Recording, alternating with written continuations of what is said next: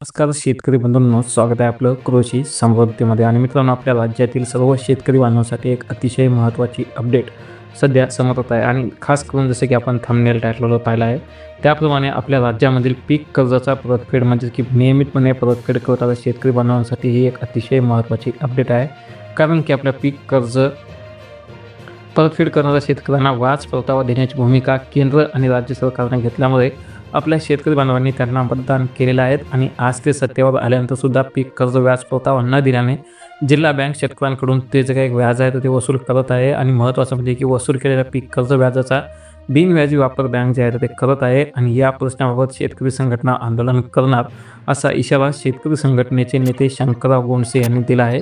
आणि मित्रांनो, याबाबत प्रसिद्धीस दिलेल्या एका पत्रकात सांगण्यात आलं आहे की भारत हा कृषीप्रधान देश आहे, परंतु सरकारकडून देशाचा कणा असलेल्या शेतकऱ्यांवर अन्याय केला जात आहे.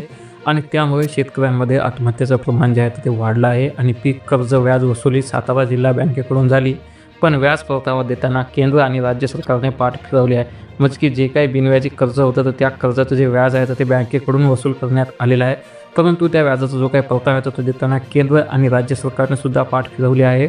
आणि नाबार्डचे पुरस्कार मिळवण्यासाठी सातारा जिल्हा मध्यवर्ती सहकारी बँक तसेच विकास सेवा सोसायटीने शेतकऱ्यांची कर्ज वसुली जी आहे तर ती 100% केली आहे. आणि त्या राज्य सरकारने सवंग लोकप्रियता मिळवण्यासाठी व्याज परतावा देण्याची घोषणा केली होती. आणि यामध्ये जी आहे तर ती आपली पंजाबराव देशमुख व्याज सवलत योजना जी आहे त्या योजनेअंतर्गत जवळपास 4.5 कोटी राज्य सरकारने पीक कर्ज व्याज परतावा देण्याचं मान्य केलं आहे. आणि त्यामध्ये 0.5% कपात केली, त्याचा फटका अनेकांना बसला आहे. आणि वास्तविक पाहता शेतकऱ्यांना शेती कर्ज जे आहे तर ते 3 लाखापर्यंत 0% व्याजदराने दिलं जाते. आणि केंद्र 2%, राज्य 2.5% पीक कर्ज परतावा देत होते. आणि त्यामुळे नियमित कर्ज भरणाऱ्या शेतकऱ्यांना जे आहे तर ते आर्थिक दिलासा जो आहे तो मिळत होता.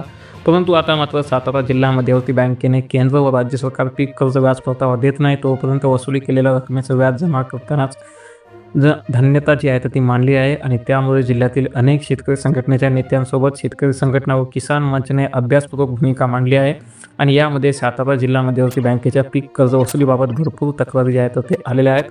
आणि त्यातील काही तक्रारीची दखल घेऊन सहकार निबंधक यांनी या प्रकरणाची चौकशी करून माहिती घेण्याचे आदेश दिले आहेत, परंतु ठोस कार्यवाही करावी असे कुठेही नमूद केलेलं नाही. आणि त्यामुळे शेतकऱ्यांना याचा दिलासा मिळालेला नाही.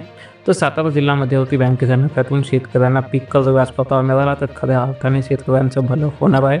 मात्र असे नाही झाले तर तीव्र आंदोलन करणार आहोत अशी माहिती